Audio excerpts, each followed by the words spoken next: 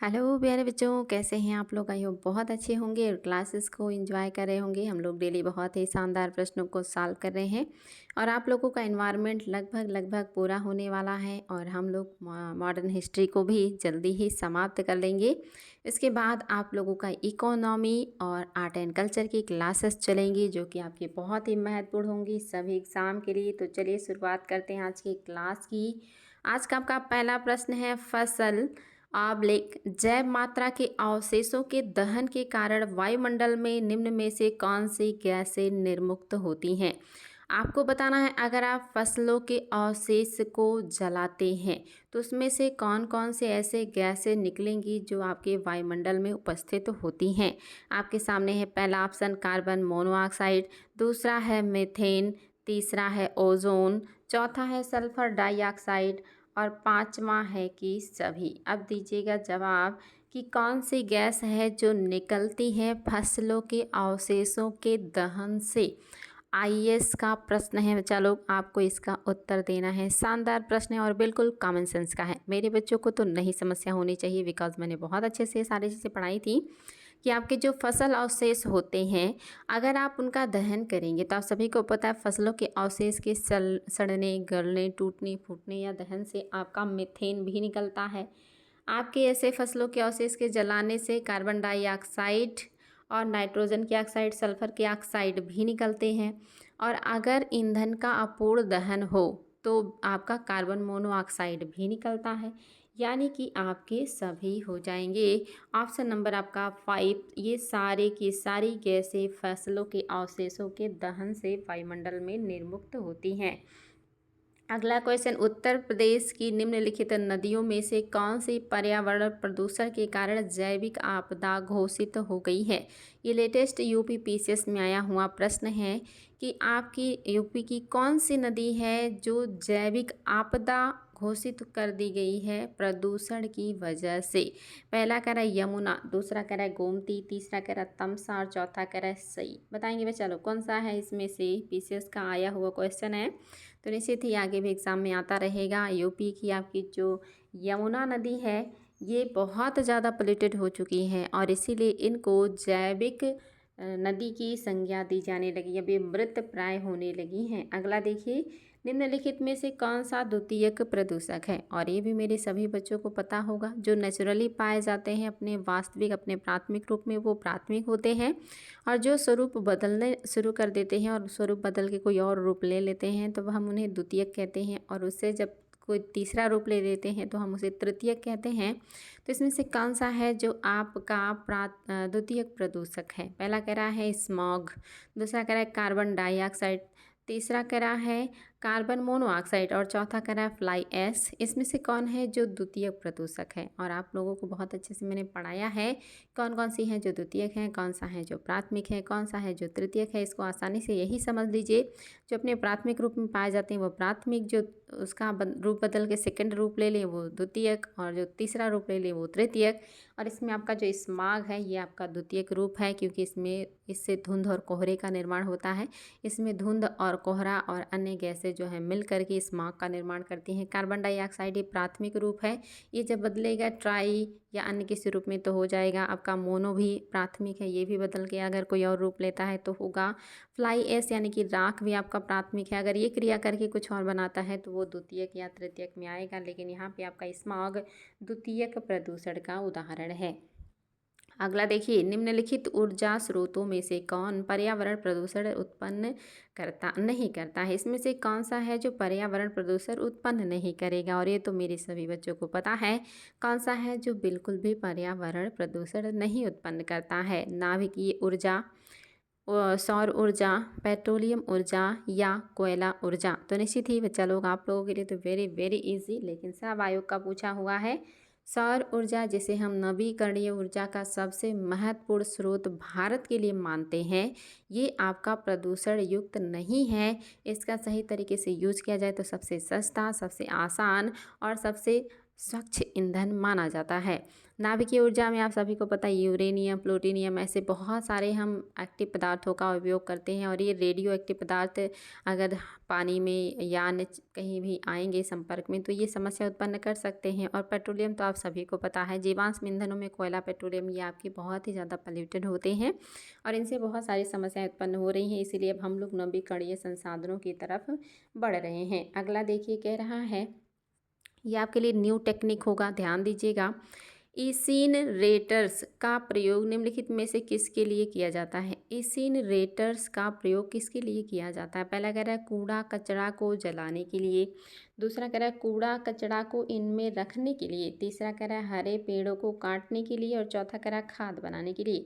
ये आपके लिए नई टेक्नोलॉजी है इंसिनरेटर्स। इसका उपयोग किस लिए किया जाता है बच्चा लोग? तो वर्तमान में जो समस्या होगी उसी का निदान के लिए होगा, या तो पर्यावरण सुरक्षा के लिए होगा या किसी और चीज़ के निपटान के लिए होगा। तो क्या हो गया? कूड़ा कचरा जलाने की एक टेक्निक है आपका इंसिनरेटर। ऑप्शन नंबर फर्स्ट आपका बिल्कुल सही हो जाएगा। अगला देखिए, किस प्रकार के प्रदूषण से बचाव के लिए ग्रीन मफलर का प्रयोग किया जाता है? ये तो आपका पढ़ा हुआ है। ग्रीन मफलर का उपयोग किस प्रकार के प्रदूषण से बचाने के लिए किया जाता है? और ग्रीन से पता चल रहा है आपके प्लांट्स, और प्लांट्स को मफलर कह रहे हैं, यानी कि क्या होगा? वायु, जल, मृदा या ध्वनि। तो हमने पहले ही पढ़ा है कि रोड के किनारे प्लांट्स लगाए जाते हैं, क्योंकि बहुत सारे प्लांट्स ऐसे होते हैं जो पर्यावरण प्रदूषण को भी अवशोषित करते हैं, साथ ही वो ध्वनि को भी अवशोषित करते हैं, ऑब्जर्व करते हैं, क्योंकि रोड बहुत ज़्यादा चलते हैं और उससे ध्वनि प्रदूषण होता है।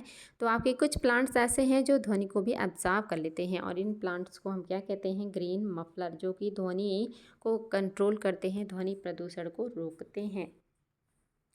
किस प्रकार का इंजन सबसे कम प्रदूषण उत्पन्न करता है? Very easy for my students, बताएंगे क्या हो जाएगा बच्चा लोग? किस प्रकार का इंजन सबसे कम प्रदूषण उत्पन्न करेगा? Petrol engine, gas engine, diesel engine, kerosene engine. तो इसमें भी कोई दम नहीं है। हालांकि ये सारे प्रश्न आपके पीसीएस आईएएस में आए हुए हैं, तो निश्चित ही बच्चा लोग सभी को पता है कि गैस जो है ये सबसे कम प्रदूषण करने वाला जो है एक माध्यम है। पेट्रोल, डीजल, कैरोसिन सब बहुत प्रदूषण करते हैं, खास करके सबसे ज़्यादा कैरोसिन, सेकंड पे डीजल और थर्ड पे पेट्रोल।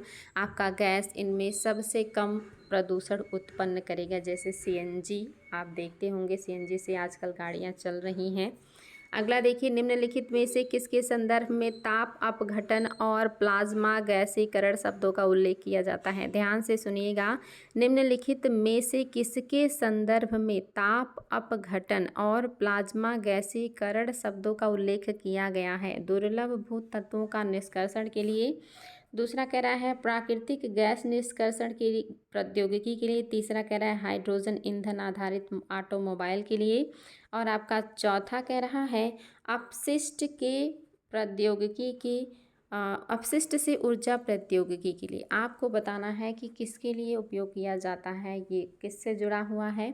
कह रहा है निम्न में से किसके संदर्भ में ताप अपघटन और प्लाज्मा गैसीकरण शब्द का प्रयोग किया जा रहा है? देखिए, ताप अपघटन और प्लाज्मा गैसीकरण की बात कर रहा है, तो क्या हो जाएगा? अपशिष्टों से ऊर्जा प्राप्त करने के लिए ताप अपघटन और आपका गैसीय प्लाज्मा का उपयोग किया जाता है अपशिष्टों से ऊर्जा प्रौद्योगिकी के लिए। अगला देखिए, गैस जो धान के खेत में उत्सर्जित होती हैं तथा भूमि के तापमान में वृद्धि करती हैं वह कौन सी है? और ये भी मेरे सभी बच्चों को पता है कि कौन सी गैस है जो धान के खेत से निकलती है और ग्लोबल वार्मिंग करती है। पहला कह रहा है नाइट्रोजन, दूसरा कह रहा है कार्बन डाइऑक्साइड, तीसरा कह रहा है कार्बन मोनोऑक्साइड और चौथा कह रहा है मीथेन। तो आप सभी को पता है कि मीथेन कहाँ कहाँ से निकलता है? जुगाली करने वाले पशुओं से, वेटलैंड्स यानी कि आर्द्र भूमियों से, दीमक की बाम्बी से, धान के खेत से, ऐसे बहुत सारे क्षेत्रों से आपके मीथेन निकलते हैं। अगला, मानव गतिविधियों से परिवर्तित पर्यावरण क्या कहलाता है? रिपीटेड प्रश्न है, वेरी इंपॉर्टेंट प्रश्न है और आप सभी को पता है इसका उत्तर। चलो क्या है जो मानव गतिविधियों से परिवर्तित पर्यावरण कहलाता है? पहला कह रहा है नैसर्गिक पर्यावरण, दूसरा कह रहा है एंथ्रोपोजेनिक पर्यावरण, तीसरा कह रहा है शहरी पर्यावरण और चौथा कह रहा है आधुनिक पर्यावरण। तो मानव का द्वारा अगर पर्यावरण में परिवर्तन आता है यानी कि समस्या उत्पन्न होती है, प्रदूषण होता है, तो कहलाता है एंथ्रोपोजेनिक पर्यावरण। नैसर्गिक मतलब होता है प्राकृतिक। बाकी तो आपको समझ में आ ही रहा है, तो प्राकृतिक तो नहीं होगा क्योंकि मानव ने इसमें हस्तक्षेप कर दिया, तो क्या हो गया एंथ्रोपोजेनिक। अगला कह रहा है राष्ट्रीय सुरक्षा कार्यक्रम केंद्र सरकार द्वारा किस वर्ष में प्रारंभ किया गया। राष्ट्रीय सुरक्षा कार्यक्रम केंद्र सरकार द्वारा किस वर्ष में प्रारंभ किया, 2018, 2017, 2020 या 2019। फटाफट दीजिएगा बच्चा लोग जवाब। पीसीएस का प्रश्न है और याद रखिएगा आपका जो सही है वो है ऑप्शन नंबर 4, 2019 में राष्ट्रीय सुरक्षा कार्यक्रम केंद्र सरकार द्वारा प्रारंभ किया गया। नदी जल प्रदूषण मापा जाता है। नदी जल का प्रदूषण हम कैसे मापते हैं। पहला कह रहा है जल में घुली क्लोरीन की मात्रा से, दूसरा कह रहा है जल में घुली ओजोन की मात्रा से, तीसरा कह रहा है जल में घुली नाइट्रोजन की मात्रा से और चौथा कह रहा है जल में घुली ऑक्सीजन की मात्रा से। और इसका उत्तर भी मेरे सभी बच्चों को पता है क्योंकि मैंने बहुत अच्छे से सारी चीज़ें पढ़ाई हैं कि आपके जल में घुली हुई ऑक्सीजन की मात्रा को माप करके ही हम पता लगाते हैं कि जल में प्रदूषण किस लेवल का है, जिसको हम कहते हैं BOD, बायोलॉजिकल ऑक्सीजन डिमांड। अगला देखिए, कोविड-19 महामारी की दूसरी लहर के समय किस संस्थान ने नाइट्रोजन जनरेटर को ऑक्सीजन जनरेटर में बदलने का प्रदर्शन किया था। आपको बताना है कोविड-19 महामारी जो आपका आया था, इसके दूसरे लहर में कौन सा संस्थान था जिसने नाइट्रोजन जनरेटर को ऑक्सीजन जनरेटर में कन्वर्ट कर दिया था। पहला करा है भारतीय विज्ञान अनुसंधान आपका बेंगलुरु, दूसरा करा IIT मुंबई, तीसरा करा IIT मद्रास और चौथा करा IIT कानपुर। बताएंगे चलो क्या है जो आपके हिसाब से सही हो जाएगा। तो आपका जो ऑप्शन नंबर 2 है IIT मुंबई, ये आपका सही हो जाएगा। अगला देखिए, हाइड्रोजन सल्फाइड प्रदूषण का मुख्य स्रोत है। हाइड्रोजन सल्फाइड प्रदूषण का मुख्य स्रोत है कैसे। पहला कह रहा है सड़ते हुए वनस्पति एवं पशु पदार्थ, दूसरा कह रहा है ऑटोमोबाइल, तीसरा कह रहा है तेल रिफाइनरी और चौथा कह रहा है ताप विद्युत संयंत्र। आपको बताना है हाइड्रोजन सल्फाइड प्रदूषण का मुख्य स्रोत क्या है। तो क्या हो जाएगा बच्चा लोग, हाइड्रोजन सल्फाइड प्रदूषण का मुख्य स्रोत सड़ते हुए वनस्पति एवं पशु पदार्थ होते हैं। ऑप्शन नंबर आपका फर्स्ट बिल्कुल सही हो जाएगा। फ्लाई ऐश प्रदूषण होता है। जो आपका फ्लाई ऐश है मैंने आपको बताया था कहाँ से निकलता है, क्या क्या समस्या उत्पन्न करता है। तेल शोधन से, उर्वरक उद्योगों से, ताप विद्युत संयंत्रों से या खनन से। फटाफट देंगे जवाब। फ्लाई ऐश प्रदूषण होता है किससे होता है बच्चा लोग, तो सबसे ज़्यादा जो फ्लाई ऐश प्रदूषण होता है वो होता है ताप विद्युत संयंत्रों से, जहाँ बड़े पैमाने पे कोयले का दहन किया जाता है। ऑप्शन नंबर आपका 3 बिल्कुल सही है। विश्व ओजोन दिवस कब मनाया जाता है, और ये भी आप सभी को पता है जिस वर्ष मॉन्ट्रियल प्रोटोकॉल लागू हुआ था उसी वर्ष से मनाया जाता है, और वो डेट क्या है सभी को पता है, 25 दिसंबर, 21 अप्रैल, 16 सितंबर या 30 जनवरी। तो नो डाउट मेरे बच्चों को 16 सितंबर आपका 1987 को मॉन्ट्रियल प्रोटोकॉल लागू हुआ था और तभी से आपका मतलब ये दिवस मनाया जाने लगा है। अगला देखिए, 2050 के लिए नेट जीरो लक्ष्य के संदर्भ में कौन सा कथन है जो सही है। 2050 के लिए नेट जीरो जो संदर्भ है ये किसके लिए आया है। कह रहा है इसका अभिप्राय है कि देश को 2050 तक उसके उत्सर्जन को जीरो तक नीचे लाना होगा। दूसरा कह रहा है इसका अभिप्राय है कि किसी देश के उत्सर्जन की क्षतिपूर्ति, वातावरण से ग्रीन हाउस गैसों का निराकरण तथा अवशोषण होगा। तीसरा कह रहा है दोनों, चौथा कह रहा है कोई नहीं। बहुत ही शानदार प्रश्न है, दिमाग लगाइएगा। अतिशयोक्ति वाली बातें नहीं हम करेंगे, वही करेंगे जो वाजिब है, जो संभव है। तो याद रखेंगे बच्चा लोग, केवल और केवल आपका दूसरा सही है। इसका अभिप्राय 2050 तक इसके उत्सर्जन को जीरो के नीचे लाना, ये तो संभव ही नहीं कि जीरो के नीचे लेके आ जाए। इसका अभिप्राय है कि किसी देश के उत्सर्जन को क्षतिपूर्ति, वातावरण में ग्रीन हाउस गैसों का निराकरण और अवशोषण होगा, बिल्कुल सही है। अगर कोई देश उत्सर्जन बहुत ज़्यादा कर रहा है तो कैसे उसका निराकरण करे, कैसे उसका अवशोषण करे जिससे कि समस्या कम हो, यही है आपका नेट जीरो लक्ष्य। ऑप्शन नंबर आपका 2 केवल सही है, पहला सही नहीं है। कौन सा है जो सही सुमेलित नहीं है। शानदार प्रश्न है और इसका उत्तर भी मेरे सभी बच्चों को पता है। पहला कह रहा है वन संरक्षण अधिनियम 1980, दूसरा कह रहा है पर्यावरण संरक्षण अधिनियम 1986, तीसरा कह रहा है वायु प्रदूषण निवारण और नियंत्रण अधिनियम 1981 और चौथा कह रहा है जल प्रदूषण नियंत्रण अधिनियम 1972।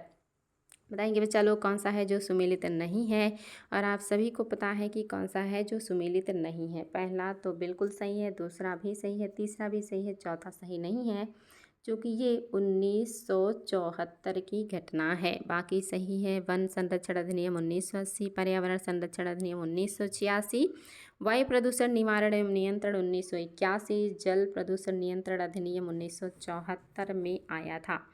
भट्टी तेल के संदर्भ में कौन सा कथन है जो सही है? आपके लिए नया पॉइंट होगा, ध्यान दीजिएगा। भट्टी तेल के संदर्भ में कौन सी बात है जो सही है? पहला कह रहा है यह तेल रिफाइनरी का एक उत्पाद है। दूसरा कह रहा है कुछ उद्योगों का उपयोग ऊर्जा उत्पादन के लिए करते हैं। क्या कुछ उद्योग इसका उपयोग ऊर्जा उत्पादन के लिए करते हैं? तीसरा कह रहा है इसके उपयोग से पर्यावरण में गंधक का उत्सर्जन होता है।